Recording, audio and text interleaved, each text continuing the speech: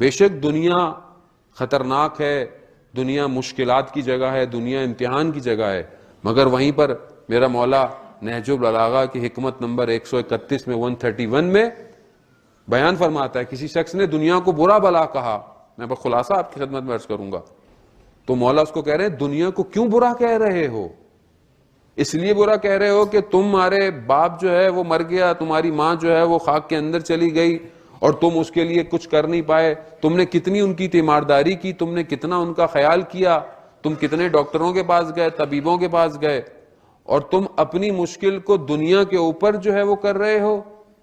یہی دنیا ہے جو انسان کو موقع دیتی ہے کہ وہ کمال تک پہنچے،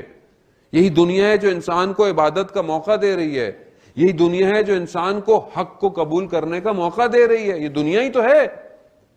اسی دنیا کو ہم نے قدم بنا کر آخرت کی طرف بڑھنا ہے۔ عزیزان محترم، خوب سخت ہے لیکن مشکل نہیں ہے۔ مولا متقیان خود فرماتے ہیں کہ دنیا میں ایسے رہو جیسے کشتی پانی کے اوپر ہوتی ہے، پانی کے اوپر رہتی ہے، اگر پانی کشتی میں آ جائے تو کشتی ڈوب جائے گی، اگر دل دنیا میں لگ جائے تو دل ڈوب جائے گا،